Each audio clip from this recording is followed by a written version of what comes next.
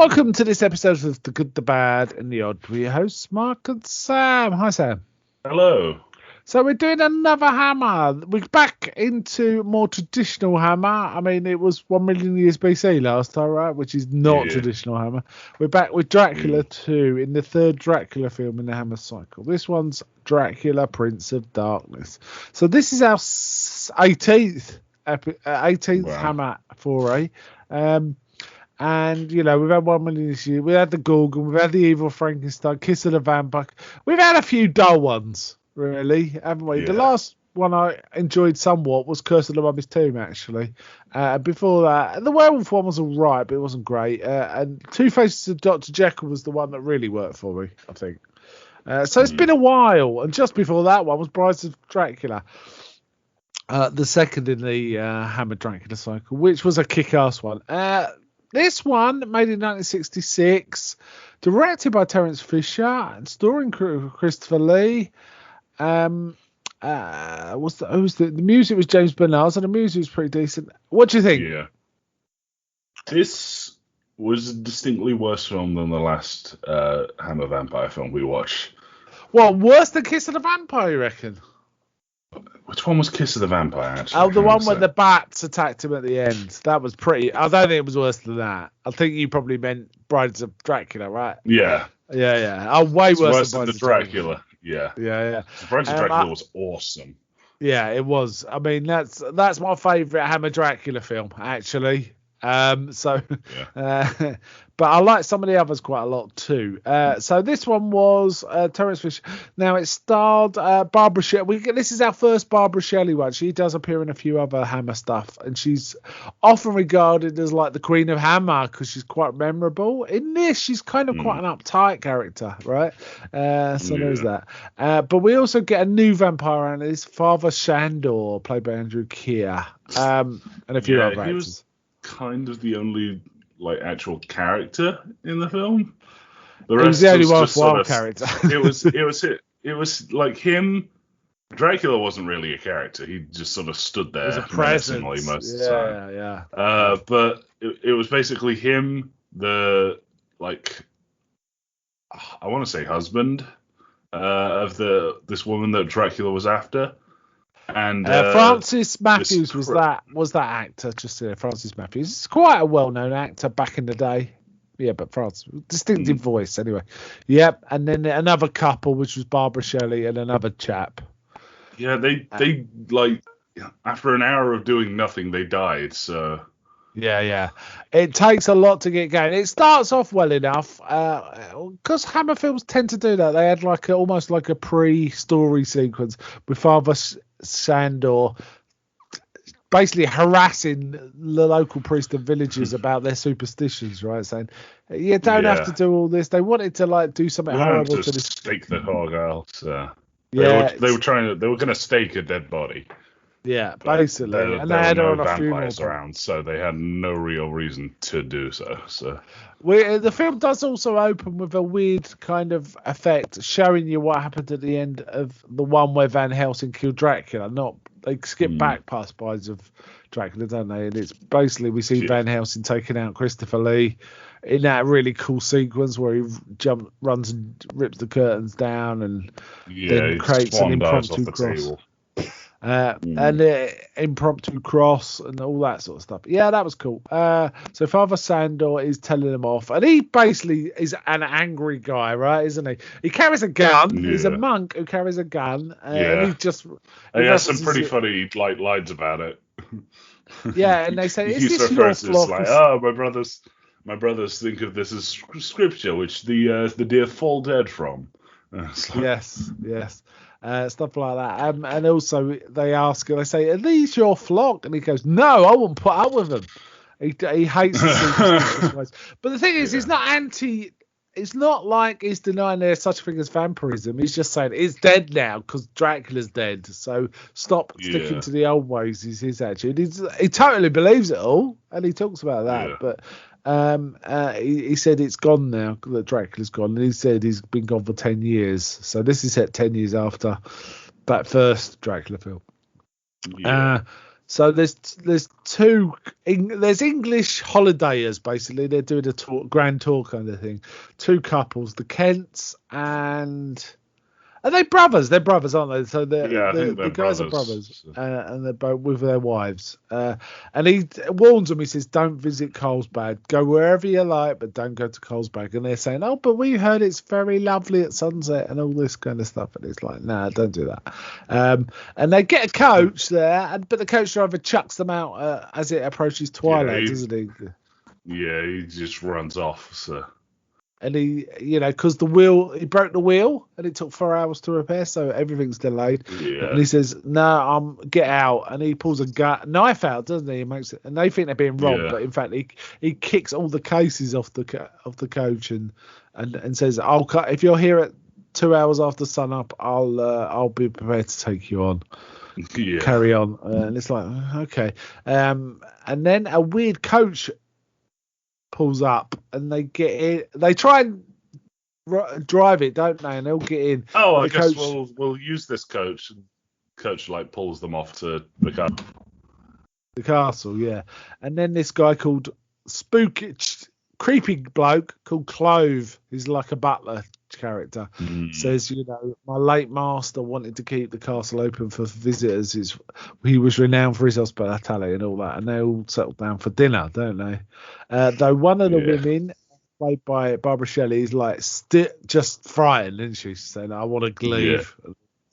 And they're like, "This is bad. She's the only sensible one here, really." Yeah. So they kind of ignore her. Meanwhile, her husband hears a weird noise and sees Clove up to shenanigans and follows him. And Clove just clubs him and hangs his body over the ashes of Count Dracula, right?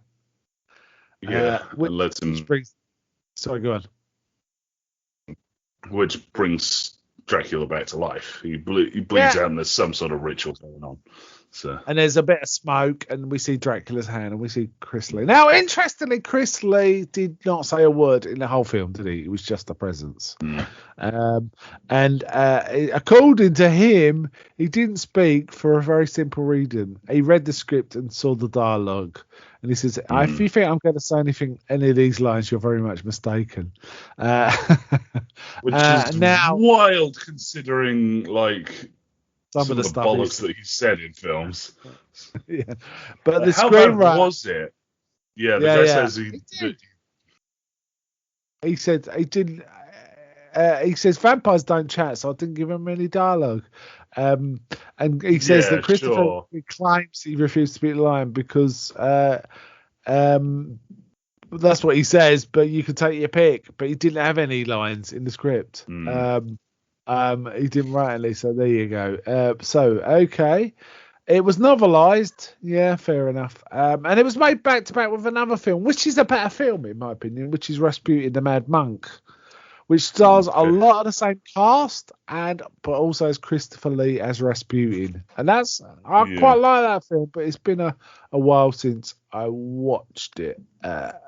So I'm not quite sure. Apparently, Barbara Shelley mentioned that she actually swallowed one of the fake fangs during a scene, and she had to drink salt water to try and throw it up. And there was no spare fangs, so they had to get her to. So how about that? So yeah, and apparently one scene with her mouth closed. Well, I could have, I suppose. It depends whether they wanted it shot, right? It was released as a double feature with another Hammer film called Plague of the Zombies, which we'll be coming to next. Much better film, I have to say. And apparently, plastic fangs and zombie eyes were given out to members of the audience as they went in to sort of get it going. Okay, so there's a bit of backstory. Yeah, anyway, they're at the castle. Dracula's been revived. Now we're about halfway through the film. It takes ages to get to this, doesn't it? There's a lot of extended scenes that seem a bit pointless, honestly. Talking about, I don't want to be here. What? And the other couple say, why do you think she's so frightened? What's wrong with it? It's just all right. Get on with it. But Dracula's about now, and he's throwing a proper moody. Then Clove knocks on the door of the wife whose husband's missing, and sort of says, your husband, quick, follow me. And she follows. She's still quite frightened, but basically leads her down to where Dracula puts the Dracula bite is. on her. He puts the bite on her. That's kind of cool. Good scene. Dracula. We see Dracula's face. He's quite imposing, coming down the stairs. It's pretty cool. We don't see him actually bite her. He lifts his cloak up in a sort of discreet way, doesn't he? So, but we realise what's happened. So now she's running around as a vampire. The brother's dead because he was bled, but the wife's. She becomes a lot more fun. She becomes a lot more involved in the story. So. Yeah, she's fairly timid and mousy before she becomes a vampire, but then she's like, kiss me, Charles, and all that. Yeah. Right. So they realise what's happened. Then Dracula at first I can't remember the order, but basically Dracula and the new vampiress attack the husband and wife that lives, but he acts. The wife is wearing a crucifix and accidentally brushes against the female vampire, burns her arm, and then they realise the cross will help him. Oh, and at one point, this is just before he pulls a sword on Dracula, who proceeds to just snap the sword, and then he picks up the broken bit and makes a symbol of the cross. So impromptu crucifix staple. This is and manages to get out of the house by holding back by a cross, and just then Father Sandor, who realizes where they're at. I think we see some other scenes earlier where it's established he works out they've gone to Carlsbad even though he said they shouldn't. He turns up, managed to get back to the monastery for protection, and they talk about he killed my brother, I've got to kill him and all that. It's fine. It's okay. Killing him's easy, finding him isn't. That's going to be the problem. Weirdly, Clove pulls up with 2 coffins in a cart outside. So this must be a plan Dracula's told him. Say again? Yeah.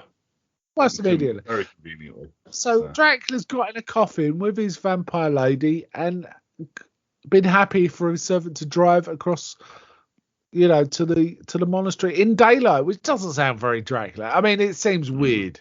It seems properly weird. And it can't be that far as well, right? So all this happens. Meanwhile, we find there's a bloke who's a bit Renfieldy, isn't he? He's eating bugs and he's working for the church. What's his name? Wigfield or something? Ludwig. That's it. Ludwig. He's like a bit of a old dodderer bloke kind of thing, or a bloke, an actor dressed up that way. He's been working on a book. There's a beautiful bit of work, but he's kind of got a penchant for eating bugs. But he's already under the influence of Dracula because he starts going, "What shall I do, master?" Isn't it? While he's in his cell, and he actually bends the bars in his cell, so to make space, presumably for Dracula to come in, because they make a big play about. Once you invite a vampire in, there's nothing stopping him, even garlic. Never actually precipitates into a thing, but they kind of make a big point about it in the script. Yeah. I think some other stuff was going to happen, and they cut the scenes or something. It was a bit weird. Yeah, that sounds right. So Dracula manages to get the woman, the wife, right? Yeah. Sandor makes the point. Now Dracula thinks of her as his prey, so he won't let her go, kind of thing. So they go back to the castle. Then there's an extended chase, isn't there? With the basically the husband saying, "Come on, we got to go," and Sandor's going, "Hold on, we got to prepare," and starts slowly taking the gun apart or putting it together on one or the other, and then they get an horses to start the chase. But just as they get to Dracula's castle, the sun's setting, the coach doesn't buy Clove. Is Clove still driving? Clove's still driving it. Goes over a bump and one of the coffins comes out and slides down a hill onto an icy moat. And it happens to be Dracula's coffin. And they kind of jump out and start fighting. Clove gets shot, doesn't he? Clove gets shot quite quickly. So. Yeah, Sandor actually says, this gun will be no good against vampires, but it helps with their familiars. And there's a big thing about their familiars goes on in this too. It's very wordy script, isn't it? It's quite a wordy script. Yeah, it has to be because there's obviously no stage direction. So No. Yeah. And Dracula is gets out in the ice and starts fighting with them all, and he starts fighting with her husband, and the wife says to the priest, shoot him, and he says it's no good against vampires, but she doesn't listen, picks up the gun, starts shooting, breaks the ice, which the vampire immediately reacts to, and then the priest realizes what's happening and starts shooting the ice. Essentially, they break the ice, and we see Dracula fall down an hole. Right? Yeah. The ice flow breaks, Dracula slides under it. The internal logic for it is that it's running water now, so now it can hurt him. Because it's a moat. Moat is not running water. Rivers and seas. I mean, it may be just a castle on in a river.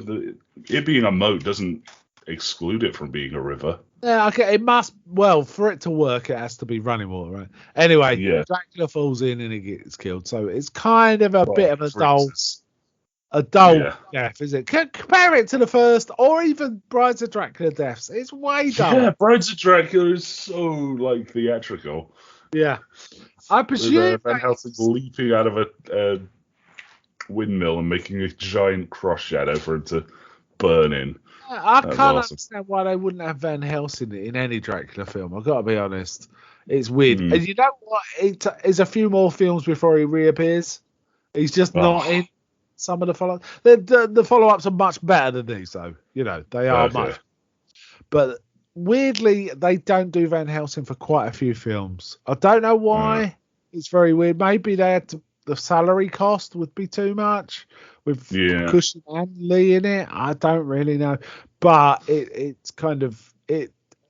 Father Sander was a good vampire hunter, right? The character was a good solid, but it doesn't get a chance to shine. I would have liked to have seen a decent film with this character, Father Sander. Yeah. I think that would have worked quite well, but it's a dull film, and it really is quite. It's really boring. What I was thinking, I've never liked this film. I think it's the most boring of all the Dracula series. There's another one I dislike, but for slightly different reasons. It's a bit sadistic, actually, a bit too sadistic. Yeah. It's almost like an Italian vampire film rather than a Hammer. It's a bit weird, but I think I might like it better this time because I'm kind of more used to Italian vampire stuff. So it might be. We'll see when we get to it. That one's called Scars, and it's kind of a weird reboot rather than a continuation. But we'll get to that. Yeah. We've got a few before we get to that one. So the acting was okay. The script was too wordy. The scenes went on way too long. There was a couple. The best thing in it, I think you've mentioned, Father Sander and Chris Lee when he's doing his. He's quite a beast in this, isn't he? Dracula. There's no elegance to it, really. No. So there is that. The set design was really good. That was really good. Music was good. Let me read you some of the critical responses. Variety said it does all the right wickets. It says Fisher directs with his usual know-how. Screenplay by John Sampson is a workmanlike job, which provides a useful number of mild thrills. All right. Okay, that's not great. That tells nothing. So, apart and the Monthly Film Bulletin said, apart from one or two welcome innovations, notably the sort of instant vampire recipe by which Dracula was resuscitated, final destruction by drowning rather than the usual, it's the same old hash as before. It mentions the interiors are quite well decorated. The script leaves much to be desired. And it also mentions the butler, Clove the butler, as quite a good. It was all right. Clove was all right, actually. I quite liked that character. And Father Sander. It holds quite a high rating on Rotten Tomatoes, bizarrely, 79%. Weird.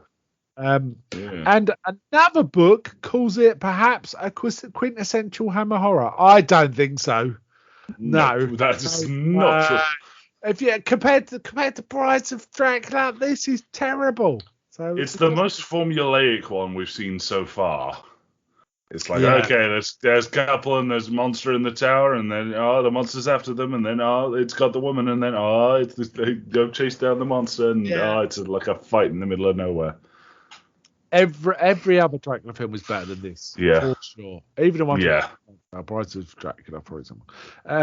Yeah, okay, let's just move to 8. What would you give this out of 10? Your 10 to minus 10? Oh, I'd give this like a low minus sort of thing, like a -2 or 3 or something like that. It's really boring. Yeah. I'd give it a 5 out of 10. It wasn't poorly made and boring. So. Yeah, it wasn't entirely terrible, and I quite like Sandor. Sandor, I'm going to remember. If you remember nothing else from this film, I think you remember the final gun-toting berserker monk. Yeah. I remember him, and also I think the scene, even though it's not a great dispatch in my opinion, it's kind of memorable. I do remember it quite. It's the only thing I remember about this film apart from Sandor, to be honest.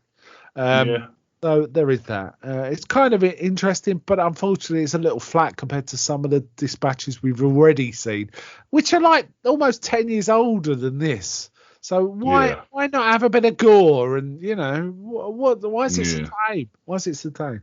So yeah, it's good to see Barbara Shelley, but she's a bit not well used in this. She's a good actress, but she's a bit like a mousy type almost all the way through until she becomes a vampire. Yeah. I mean, it was an 80-minute film and it felt a bit of a drag, frankly, didn't it? Yeah. Yeah. Okay, we'll wind it up here. I think next time we're doing Plague of the Zombies, which is a much better film if I remember right. That's a very interesting title. Yes, it is. It's Hammer's take on zombiedom before the George Romero zombies, so it's much more harking back to the older zombie films, where they're just shambling things that are doing work or just a bit creepy, but not trying to eat you or anything. So we'll see, right? We'll see. Yeah. Okay then. So bye from me. Bye.